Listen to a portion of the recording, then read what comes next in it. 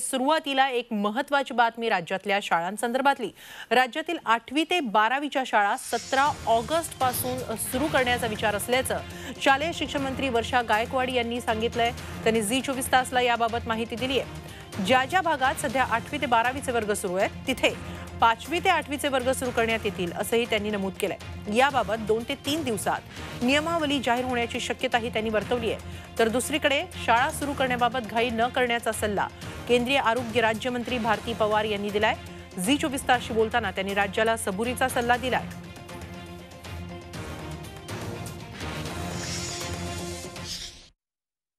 ज्या ठिकाणी महानगरपालिका, नगरपालिका, नगरपंचायत आहे अशा ठिकाणी आम्ही विचार करत आहोत की 8वी ते 12वी पर्यंतचे जे विद्यार्थी आहेत त्यांच्या शाळा टप्प्याटप्प्याने सुरू कराव्यात। आणि त्याच्यामध्ये निर्णय घेत असताना जसं आम्ही मागील काळामध्ये ग्रामपंचायतच्या संदर्भामध्ये कमिटी केली होती त्याच तऱ्हेची कमिटी जी आहे ती महानगरपालिका, नगरपालिका, नगरपंचायत संदर्भात आम्ही करत आहोत। आणि मला वाटतं येणाऱ्या 17 ऑगस्टपासून आम्ही शाळा सुरू करण्यासंदर्भामध्ये निर्णय घेऊ।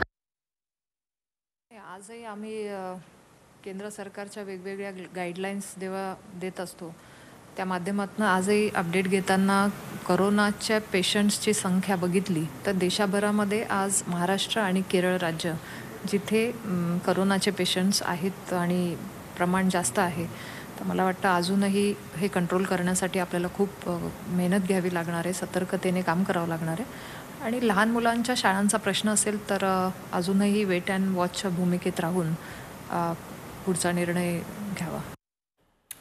पुढची महत्त्वाची बातमी आहे मुंबई लोकल संदर्भात। 2 डोस घेतलेल्यांना लोकल प्रवासाला परवानगी देण्याबाबत येत्या 2 ते 3 दिवसांत निर्णय घेतला जाईल असे संकेत मुंबईचे पालकमंत्री आदित्य ठाकरे यांनी दिले। याशिवाय दोन्ही डोस घेतलेल्यांना इतर मुभा देण्याबाबतही विचार सुरू असल्याचं त्यांनी सांगितलं।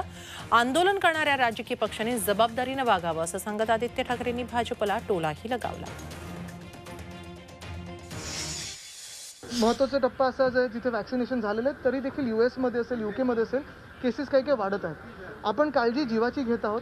अर्थात रेल्वेबद्दल गेले 2-3 आठवडे आपलं चर्चा सुरू आहे। आता ह्या पुढच्या 1-2 दिवसात पण आपल्याला कळेल की डबल वॅक्सिनेटेड लोकांसाठी नुसतं रेल्वे नाही इतर ठिकाणी देखील आपण काही मुभा देऊ शकतो का, काही सूट देऊ शकतो का, ह्याच्यावर आपलं थोडं काळजीपूर्वक चर्चा होऊन लगेच आपल्याला कळणार आहेच। एकच गोष्ट आहे की ठिकठिकाणी जिथे गर्दी होते किंवा केसेस आता आपल्याकडे कमी आहेत, आपण बघितलं असेल मागच्या वर्षी देखील जानेवारी-फेब्रुवारीच्या आसपास आपल्याकडे 150वर केसेस गेलेले आणि मग उच्चांक गाठला। तर ही थोडी काळजी घेणं आणि लवकरात लवकर हॉस्पिटल न भरणं ह्या उद्देशाने काम करणं गरजेचं असतं। कारण हॉस्पिटल्स आपण वाढवत आहोत, मेडिकल फॅसिलिटी वाढवत आहोत, ऑक्सिजन वाढवलेलं आहे, पण हीच आपली सर्वांची इच्छा आणि हे पहिलं कर्तव्य आपलं की लोक कोविडच्या प्रादुर्भावात येणार नाहीत ही काळजी घेऊन आपण काम करत आहोत। अर्थात आंदोलन करावं, पण मला वाटतं काही ठिकाणी लोकांनी समजून देखील जसं घेतात तसं इतर राजकीय पक्षांनी देखील घ्यावं। आदित्य ठाकरे यांनी भाजपला असा टोला लगावला कारण सर्वसामान्यांसाठी मुंबई लोकल सुरू व्हावी या मागणीसाठी भाजपनं आज आक्रमक भूमिका घेतली। मुंबईत आज भाजप नेत्यांच्या नेतृत्वात ठिकठिकाणी रेल्वे स्थानकांवर आंदोलनं करण्यात आली। चर्चगेट स्टेशन बाहेर विधान परिषदेचे विरोधी पक्षनेते प्रवीण दरेकर यांच्या नेतृत्वात आंदोलन करण्यात आलं। दरेकरांनी चर्चगेट ते चर्नी रोड असा प्रवास करत आपला निषेध नोंदवला। चर्चगेटमध्ये आंदोलनादरम्यान कार्यकर्त्यांना ताब्यातही घेण्यात आलं। यावेळी दरेकरांना रेल्वेनं दंडही आकारला। तर सायनमध्ये चंद्रकांत पाटील यांच्या नेतृत्वात आंदोलन करण्यात आलं। ठाण्यातही भाजप नेत्यांनी आंदोलन केलं।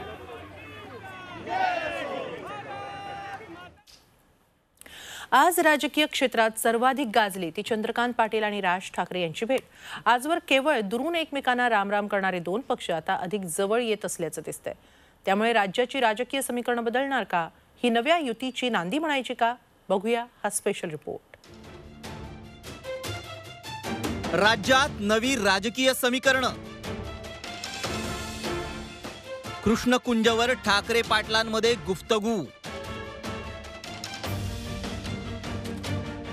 भाजप मनसे युतीचा निर्णय आता दिल्लीत। भाजप प्रदेशाध्यक्ष चंद्रकांत पाटील शुक्रवारी सकाळी कृष्णकुंजवर गेले आणि राज्यात नव्या राजकीय समीकरणाच्या चर्चेला सुरुवात झाली।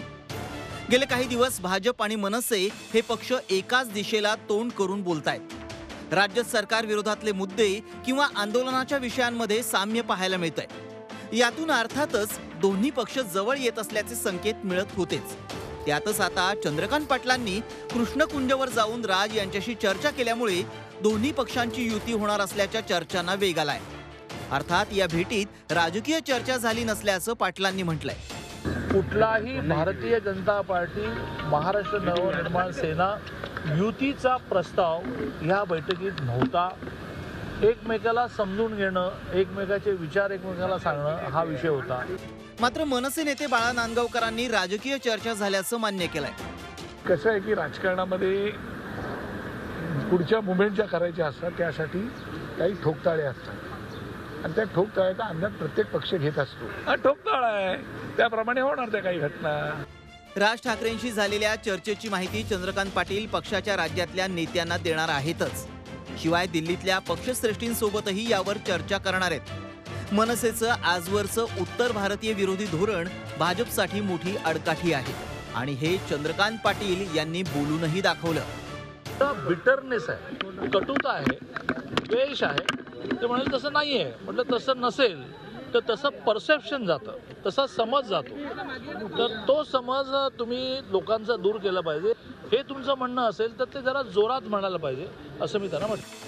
तर दुसरीकडे लोकसभा निवडणुकीत राज ठाकरेंची लावरे तो व्हिडिओवाली भाषणंही भाजपला बोचत असणार हे उघड आहे. महसूल मंत्री बाळासाहेब थोरात यांनी नेमकं यावरच बोट ठेवलंय.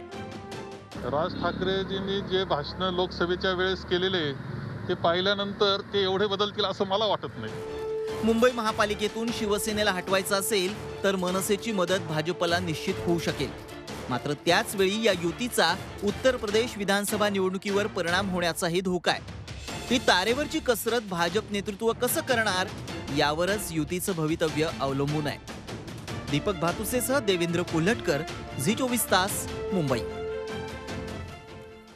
तर दुसरीकडे भाजपमध्ये राजकीय हालचालींना वेग आल्याचं दिसतंय. राज्यातले महत्त्वाचे नेते दिल्लीत आहेत. भाजप प्रदेशाध्यक्ष चंद्रकांत पाटील दिल्लीला गेलेत, तर देवेंद्र फडणवीसही उद्यापासून 4 दिवस दिल्लीत असतील. माजी मंत्री आशिष शेलार यांनी केंद्रीय गृहमंत्री अमित शहा यांची भेट घेतली आहे, तर चंद्रकांत पाटील फडणवीस ही शहा यांना भेटणार आहेत. महाराष्ट्रातील केंद्रीय मंत्री, खासदार आणि राज्यातल्या नेत्यांची दिल्लीमध्ये 9 तारखेला बैठक आहे. राज्यात कोरोनामुक्त होणारा भंडारा हा पहिला जिल्हा ठरलाय. सध्याच्या घडीला जिल्ह्यात 0 कोरोना रुग्ण आहेत.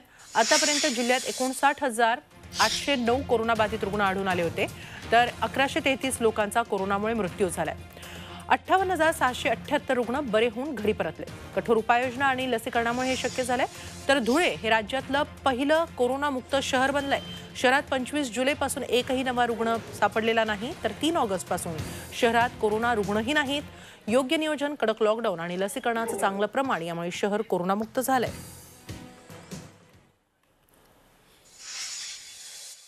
आपल्याला याच्यावर एक आळा घालण्यात यश मिळालेलं आहे. यात डॉक्टर, प्रशासन, आशा वर्कर, अंगणवाडी वर्कर, विविध इतर डिपार्टमेंटची सगळी यात इन्व्हॉल्ड होती. नगरपालिका, BDOs अशा सगळ्या अधिकाऱ्यांनी जी मेहनत केली आहे त्याच्यामुळे मला वाटतं आपण हा कंट्रोल घेऊ शकलेलो आहोत. भंडारा आणि धुळ्यातून कोरोना संदर्भातल्या या चांगल्या बातम्या आलेल्या आहेत. मात्र नाशिकमधून चिंताजनक बातमी आहे. नाशिक जिल्ह्यात डेल्टा व्हेरियंटचे 30 रुग्ण सापडल्यानं खळबळ उडाली आहे. सर्व रुग्ण ग्रामीण भागातले आहेत. या भागात विशेष काळजी घेण्यास सुरुवात झालेली आहे. ग्रामीण भागात डेल्टा व्हेरियंटचे रुग्ण सापडल्यानं प्रशासनाची चिंता वाढणार आहे. ग्रामीण भागात पुन्हा निर्बंध कडक होण्याची शक्यता आहे. पुढच्या बातम्यांकडे.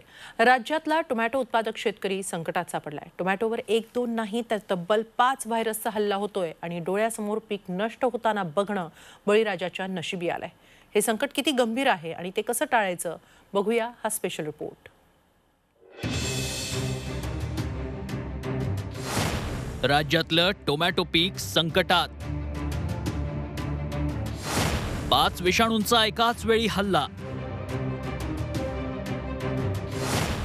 व्हायरसमुळे निम्म पीक मातीमोल. टोमॅटोच्या पिकावर 1-2 नव्हे तर तब्बल 5 विषाणूंनी एकत्र हल्ला चढवलाय.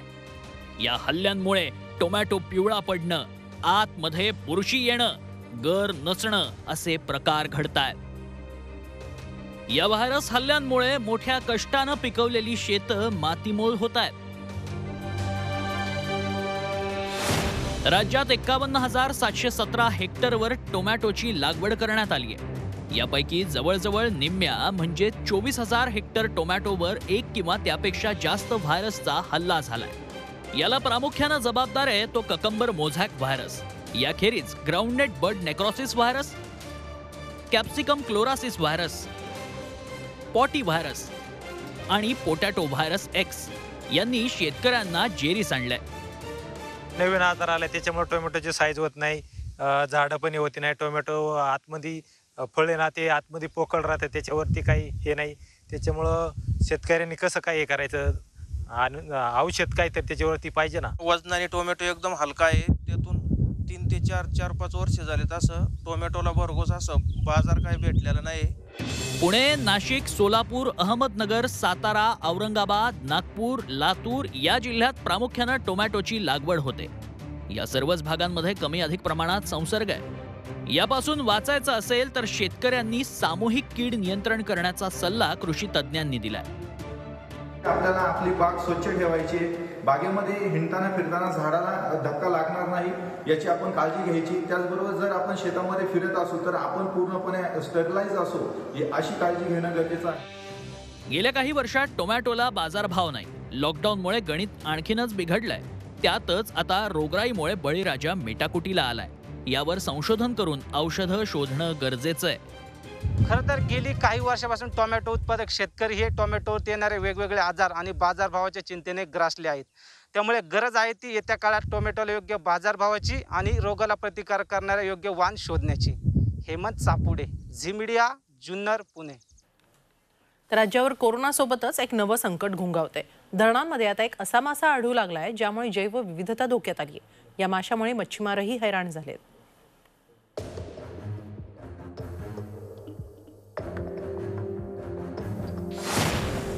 राज्यातल्या धरणांमध्ये राक्षस, मांगूर नंतर आता सकर माशाची दहशत। सकर माशामुळे जैवविविधता धोक्यात। पश्चिम महाराष्ट्रातील मच्छीमार सध्या चांगलेच धास्तावलेत। यामागे कारण आहे उजनीच्या पाण्यात सापडलेला सकर मासा। अत्यंत घातक अशा सकर माशानं मच्छीमारांचं जगणंच मुश्किल झालंय। हा मासा इतर माशांची अंडी खातोय, शिवाय मच्छीमारांची जाळीही तोडतोय। मुळात तर हा मासा स्वतः सुरक्षित असतो, इतर माशांची तो अंडी किंवा त्याचे मांस खात असतो, त्यामुळे तो दुसऱ्या माशांना उत्पत्तीसाठी स्वतः धोकेदायक आहे। आणि हा मासा आता उजनीत फार मोठ्या प्रमाणात अलीकडे सापडू लागला आहे। त्यामुळे मत्स्य विभाग किंवा सरकारने याचे गांभीर्य वेळीच लक्षात घेऊन तो मासा नष्ट करण्याकडे लक्ष देणं फार काळाची गरज बनली आहे। फिश टँक मधील शोभिवंत मासा अशी सकर माशाची ओळख, पण नंतर हा मासा खाडी तसंच नदीत सोडून देण्यात येऊ लागला। या माशाची वाढ अत्यंत जलद गतीनं होते, शिवाय तो मांसाहारी असल्यानं इतर माशांची अंडी खाण्यात तरबेज आहे।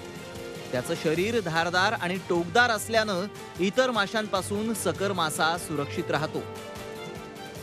हा दुसऱ्या माशाची अंडी खात असल्यामुळं प्रोबेबली सगळ्याच माशांची हा अंडी खात असणार आहे। जसं तिलापिया फक्त माशांना खातो किंवा दुसऱ्या गोगलगाया वगैरे असतील त्यांना खातो, पण हा तसं नाही आहे, हा त्या माशांची अंडी खातो। त्याच्यामुळे हा तिलापियापेक्षा धोकादायक जास्त आहे। पश्चिम महाराष्ट्रात आधीच प्रदूषण आणि अवैध वाळू उपशामुळे मासेमारी व्यवसाय संकटात आलाय। त्यात आता या सकर माशाच्या आव्हानाचा सामना कसा करायचा हाच प्रश्न मच्छीमारांसमोर आहे। जावेद मुलाणी, झी 24 तास, इंदापूर। एक महत्त्वाची बातमी, हॉटेल, रेस्टॉरंट आणि बार खुले करण्याबाबत मंगळवारी घोषणा होऊ शकते। आजच्या बैठकीत मुख्यमंत्र्यांनी हॉटेल, रेस्टॉरंट आणि बार मालकांना असं आश्वासन दिलंय। टास्क फोर्सची चर्चा करून निर्णय घेतला जाणार आहे। प्रत्येक जिल्ह्यातील कोरोना रुग्णसंख्या पाहून वेगवेगळ्या जिल्ह्यांसाठी वेगवेगळे निर्णय घेतले जातील। दरम्यान कोरोनाच्या परिस्थितीचा आढावा घेऊन हॉटेल आणि रेस्टॉरंट व्यावसायिकांना वेळ वाढवून देण्याबाबत निर्णय घेण्यात येईल असंही मुख्यमंत्र्यांनी म्हटलंय।